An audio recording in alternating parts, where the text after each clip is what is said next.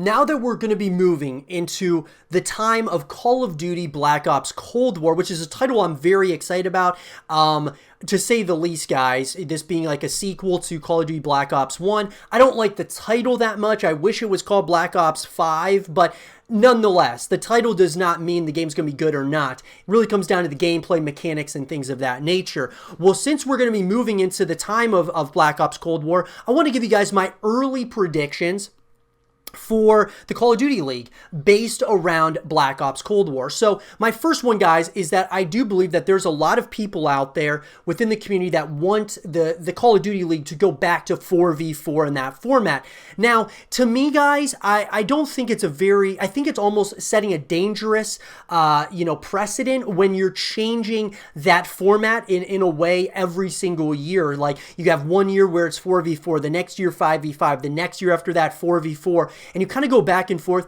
It's kind of dangerous in my opinion. Like, you could lose a lot of those pro players and a lot of that exposure that they bring to the Call of Duty League over time. For example, if Call of Duty Black Ops Cold War goes in the direction this upcoming year for 4v4 instead of 5v5, a lot of the veterans may be pushed out and pushed to the wayside, to say the least, whereas there's been a lot of really great pro players that have been playing in the Call of Duty Challengers that probably deserve a shot at, having a pro spot, but now it's going to even get more difficult because if it goes down to 4v4.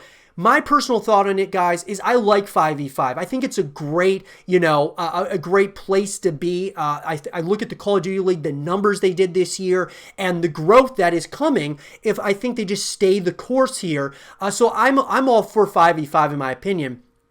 You think of players, obviously Hex and like the Chicago Huntsmen are not going to be pushing Scumpy going to be kicking him off the team if it does go to 4v4, but those are scenarios that you have to think about. You got to think of, well, if these teams have to take away one of their players, which player is it that they're going to drop? And so you got to really think about those things moving into the next season of Call of Duty. And so I think that it started as 5v5. It should continue as 5v5 in my opinion. Now, if it goes to 4v4, I'm still going to be excited, but I just think that it's setting a dangerous kind of precedent for the future of the Call of Duty League because, going back and forth consistently, I just wouldn't really like that. I mean, you don't see the NBA or any other traditional sports out there changing their format in a major way from, having 5 players on the court to 4 players on the court or, things of that nature. And we know esports is different than traditional sports, but what I'm getting at, guys,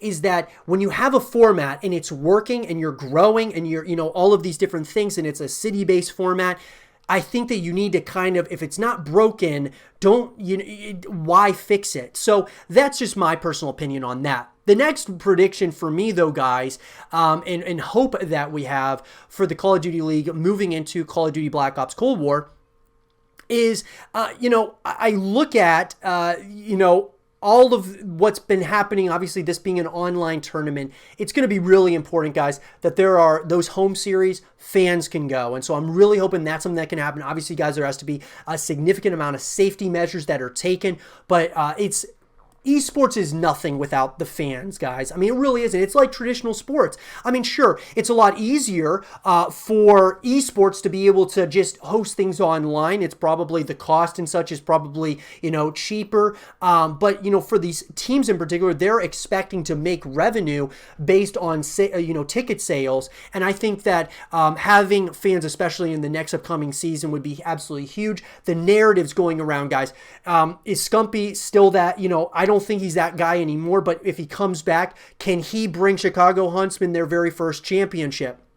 Number 2, is Simp on a course to become one of the greatest players of all time? Number 3, can the Dallas Empire repeat and basically protect that title of being, the world champions? Can they go back to back in the very beginning of this whole thing, of the city-based format, after winning? Is Crimsix still continuing his legacy moving forward? I believe he's the greatest of all time. Is he going to continue that moving into the next season of Call of Duty here? Are there going to be trades? Who's going where? who needs the most help? I would say the most help, guys, the LA Guerrillas definitely need a lot of help. I think that Paris Legion are definitely, a couple of changes could really help them in a substantial way. The New York Subliners, I think they might need to make some moves, as well as the Toronto Ultra. Especially if it's 4v4, man, there's going to be a lot of movement. But if they stay 5v5, I think that, to me, there's still going to be movement. There's going to be trades that are going to be made and such. I can't wait to see Roster Mania this upcoming offseason. I think it could be something really special. The other thing I would love to see is a draft. I want to see a draft from challengers where the teams can draft players that are like subs or whatever the case might be. The up-and-comers, I think having a draft could be something really special moving into Call of Duty Black Ops Cold War. It's another reason why I want there to be a 5v5 format, just so that there's more spots to be filled, essentially, and it kind of really elevates the competition continuously moving forward. The next thing I would love to see, guys, is for coaches for us to be able to hear coaches talking when we have the listen-ins during matches and such. I think coaches should be there to be able to, kind of call out plays and things of that nature. Bring the coach more into the esport. That could be something really special moving forward. We look at the coaches for all the other traditional sports guys, and it's something, they become almost as big of a celebrity as some of these players are at this point in time. And so I'd like to see that moving into Black Ops Cold War as well.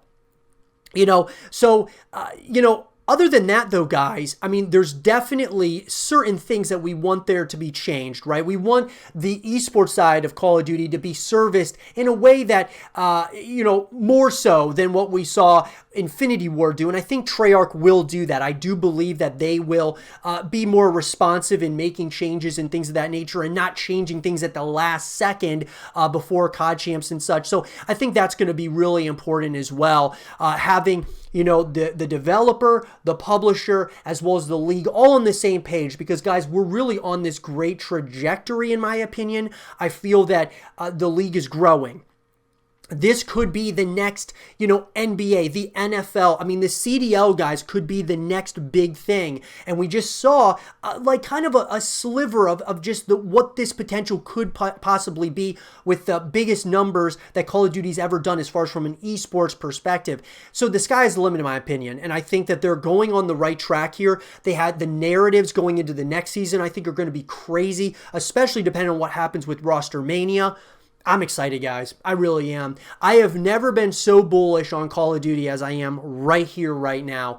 I can't wait. And let me know what you guys want to see. As far as Roster Mania goes, who's your favorite team and what players would you love to try to trade for? Or what are you guys thinking is going to happen here in the offseason? Let me know what you guys think. And for more Call of Duty League content and videos, stay here with Zero TV.